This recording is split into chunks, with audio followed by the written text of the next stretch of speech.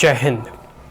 जैसे कि हम लोग अभी यूपीएससी के बारे में, ठीक है, संघ लोक सेवा आयोग के बारे में पढ़ रहे हैं। उसी में हम लोग ऑलरेडी यूपीएससी के कंपोजिशन, इसके चेयरमैन की नियुक्ति किस प्रकार या अपॉइंट किए जाते हैं प्रेसिडेंट के द्वारा, इसके बारे में पढ़ चुके हैं। किस प्रकार से इन्हें इनके पद से रिमूव किया जा सकता है, इनके बारे में पढ़ लिया, ठीक है, रिमूवल ऑफ द मेंबर और the chairman of the UPSC. अब हम इन नेक्स्ट वीडियो में इनके स्वतंत्रता के बारे में पढ़ेंगे कि आखिर इन्हें क्यों जो है स्वायत्तता और स्वतंत्रता प्रदान किया गया है, ताकि ये अपने ड्यूटीज को, ये अपने फंक्शंस को free and fair without any interfere जो है कह सकते हैं सुचारू रूप से जो है अपने कार्य को कर सके। ठीक है, तो इंडिपेंडेंस ऑफ यूपीएससी, देखो हम लोग जितने भी डिफरेंट कह सकते हैं कि अगर भारत के अगर ऑर्गन्स के बारे में देखें तो तीन प्रमुख ऑर्गन हैं, लेजिस्लेटिव, एक्सिक्यूटिव और जुडिशियरी। तीनों ऑर्गन को, ठीक है, थोड़ी बहुत स्वायत्तता प्रदान की गई है और साथ साथ चेक एंड बैलेंस के मेजर्स दिए गए हैं। ठीक उसी प्रकार भारत के संविधान के अंतर्गत बहुत सारे ऐसे ऑफिस हैं, जैसे इलेक्शन कमीशन ऑफ इंडिया है, यूपीएससी है, सीएजी है, कंप्यूटर एंड ऑडिटर जनरल, ठीक है। तो बहुत सारी ऐसी संस्थाएं हैं जिसे स्वायत्तता और थोड़ी बहुत कह सकते हैं कि स्वायत्तता और इसके साथ साथ स्वतंत्रता प्रदान की गई है। किस लिए?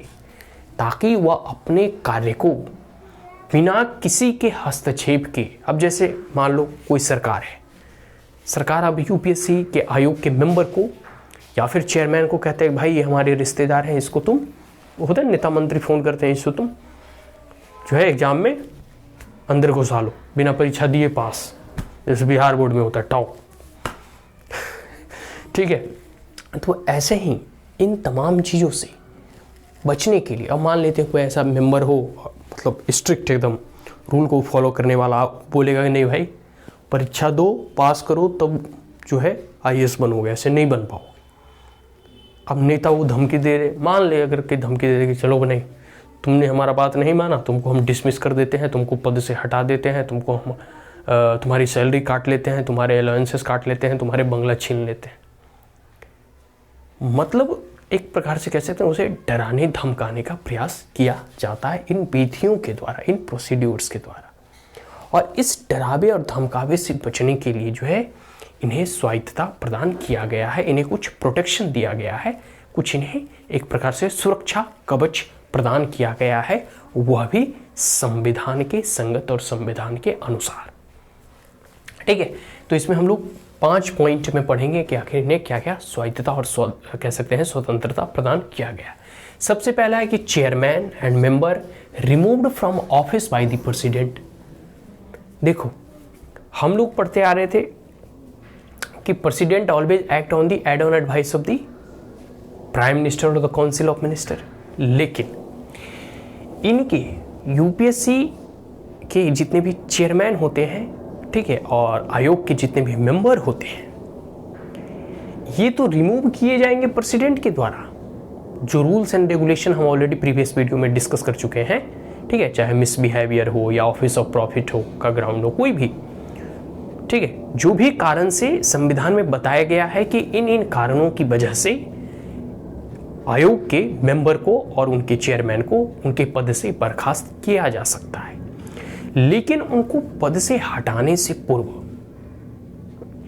एक बार सुप्रीम कोर्ट में इंक्वायरी की जाती है और सुप्रीम कोर्ट इंक्वायर करता है, जांच पड़ताल करता है। एक प्रकार से ऐसे भी न्याय व्यवस्था और न्यायपालिका काम ही है कि वो जो है जांच पड़ताल करे कि भाई यह व्यक्ति दोषी है या निर्दोष है। तो सुप्रीम कोर्ट, देखो मतलब प्रेसिडेंट इन्हें रिमूव कर सकते हैं, लेकिन पहले सुप्रीम कोर्ट के द्वारा इंक्वायरी की जाएगी और इंक्वायरी करने के बाद अगर इंक्वायरी सुप्रीम कोर्ट के इंक्वायरी में अगर कोई भी मेंबर या चेयरमैन दोषी पाया जाता है, उस परिस्थिति में उन्हें हटाया जा सकता है। और अगर वो निर्दोष पाया जाता है, ठीक है, तो उसे प्रेसिडेंट भी रिमूव नहीं कर सकते और सुप्रीम कोर्ट का यहाँ इंक्वायरी और उसका एडवाइस बाइंडिंग इन नेचर है। ठीक है, वो इसलिए रखा गया है कि मान लो कोई सरकार आती है, सरकार कहती है कि हमारे रिश्तेदार को या हमारे अपने जो है चाचा भतीजा ताऊ के लड़के को IAS बना दो, उस परिस्थिति से बचने के लिए, क्योंकि प्रेसिडेंट क्या है, president always act on the advice of the prime minister and the council of minister. President तो वही है जो कि सरकार है, अगर सरकार इन्हें हटाना चाहे तो नहीं हटा सकती जब तक कि सुप्रीम कोर्ट के इंक्वायरी में वो दोषी नहीं पाए जाते। तो ये एक सुरक्षा कवच प्रदान किया गया है ताकि जो भी यूपीएससी के और आयोग के मेंबर और चेयरमैन होंगे वो free and fair, just and fair जो कह सकते हो, कि वह अपने कार्य को कर सके, ठीक है, विदाउट किसी के इंटरफेयर के। Is that clear? दूसरा पॉइंट है कंडीशन ऑफ सर्विस। सर्विस के कंडीशन या फिर उनके अलाउंसेस, उनकी सैलरी, इन तमाम चीज, उनके पर्क्स, उनके प्रिविलेज, जो भी मतलब बोनस, सैलरी, मतलब जो भी चीजें हैं, सर्विस का जो कंडीशन है, मतलब जब नियुक्ति पत्र जब दिया जाता है तो बताया जाता है कि इतनी सैलरी मिलेगी, ये चीज आपको फैसिलिटी में दिया जाएगा, ठीक है, बंगला गाड़ी, जो भी मतलब हर एक सर्विस का कुछ ना कुछ जो है मिलता है, क्योंकि हम सर्व करते हैं तो उसके बदले में हम वेतननामा लेते हैं। तो कंडीशन ऑफ सर्विस निर्धारित किया जाता है। टर्म ऑफ द सर्विस के मतलब 5 साल के लिए होगा, 6 साल के लिए, हालांकि ये 6 साल के लिए चुने जाते हैं। डिटरमाइन बाय द प्रेसिडेंट, और ये प्रेसिडेंट के द्वारा डिटरमाइन किया जाता है जब उनकी नियुक्ति की जाती है। Can not vary to his disadvantage, और एक बार जब नियुक्ति पत्र मिल जाने के बाद या फिर वो नियुक्त कर लिए जाते हैं, उसके बाद किसी भी परिस्थिति में उसे बदला नहीं जा सकता। मतलब ऐसा नहीं कि आपने एक बार उसे नियुक्त कर दिया, फिर अगर आपने कुछ अपने काम के लिए, अपने स्वजनों को भर्ती कराने के लिए अगर उन्हें कहते हैं और वो नहीं करते हैं, ऐसे तो नहीं करते हैं, क्योंकि फ्री एंड फेयर उनको जो है कार्य करने का ही जो है जिम्मेदारी सौंपा गया है। तो इस परिस्थिति में ऐसा नहीं करेंगे, चलो भाई मैं आपका सैलरी कट कर लेता हूँ, या आपकी 6 साल का टर्म है उसे घटाकर 2 साल कर देता हूँ, नहीं, ये सब नहीं हो सकता। जो टर्म एंड कंडीशन एक बार प्रेसिडेंट के ड्यूरिंग अपॉइंटमेंट निर्धारित कर दिया गया है, वो एज इट इज रहेगा टिल 65 ईयर, नहीं तो 6 ईयर, 65 साल तक, नहीं तो 6 साल तक, जो उनके जो है सर्विस और टर्म है वो सब आफ्टर अपॉइंटमेंट एक बार अपॉइंट हो जाते हैं तो वो एज इट इज बना रहेगा।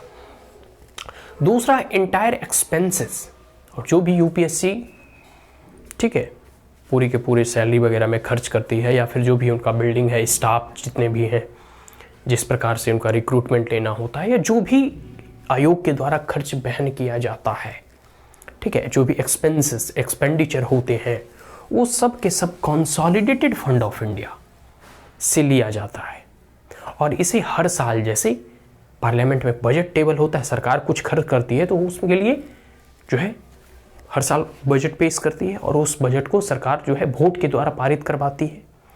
लेकिन यूपीएससी के जितने भी एक्सपेंसेस हैं और सैलरी वगैरह जो भी एक्सपेंडिचर है, वो कंसोलिडेटेड फंड ऑफ इंडिया से आता है। तो इसे किसी भी सरकार बने गिरे उससे कोई मतलब नहीं है, क्योंकि इससे वोट डालने की आवश्यकता नहीं होती, ठीक है। तो ये वोट और पार्लियामेंट के अप्रूवल से बाहर रखा गया है। क्लियर है? आगे चौथा पॉइंट है कि not any other appointment after ceasing office of the UPSC as a member और एज ए चेयरमैन। एक बार जो मेंबर बन जाते हैं आयोग के या चेयरमैन बन जाते हैं, तो जब इनकी रिटायरमेंट होती है ना, तो ये किसी अन्य चीज़ों के गवर्नमेंट ऑफ इंडिया में इनका अपॉइंटमेंट नहीं हो सकता। मतलब एक बार अगर आप यूपीएससी के चेयरमैन बन गए, मेंबर बन गए, तो गवर्नमेंट के अदर ऑफिसेस में आपको अपॉइंट नहीं किया जा सकता, ठीक है। ये इसलिए रखा गया है ताकि कोई भी ऐसे मेंबर और चेयरमैन कह सकते हैं अपने भविष्य को देखते हुए फ्यूचर को सिक्योर करने के लिए कोई अनफेयर प्रैक्टिसेस को नहीं अपनाए, ठीक है। और आगे है नो री अपॉइंटमेंट, और क्योंकि इनका टर्म जो है 6 साल के लिए, 6 ईयर के लिए है, तो इनका री अपॉइंटमेंट भी नहीं किया जाता। मतलब 6 साल के लिए वो 6 साल ही रहेगा। आपको 2 टर्म नहीं मिलेगा कि 6 दूना 12 साल आपका, नहीं, सिंगल टर्म के लिए इनकी अपॉइंटमेंट और नियुक्ति होती है। तो ये सारी की सारी चीज़ इसलिए रखा गया है ताकि ये अपने एक अनदर री अपॉइंटमेंट के लालच के लिए कहीं कोई अनफेयर प्रैक्टिसेस, कोई ऑफिस ऑफ प्रॉफिट या फिर कहीं कुछ इनकम, कोई भी किसी भी प्रकार का जो है अनफेयर या मिसबिहेव तो ना करने लगे। तो इन तमाम चीज़ों से बचने के लिए और इन्हें स्वतंत्रता एक प्रकार से स्वायत्त रखने के लिए, ठीक है, एक प्रकार से क्या सारे के सारे प्रावधान किए गए हैं इंडिपेंडेंस ऑफ यूपीएससी। ठीक है, किस प्रकार से आयोग के जितने भी मेंबर और चेयरमैन को है तमाम चीज़ों से जो है स्वतंत्र रखने का प्रयास किया गया है और संविधान में बहुत सारे ऐसे प्रावधान ऑलरेडी दिए गए हैं। ठीक है, क्लियर हो गया।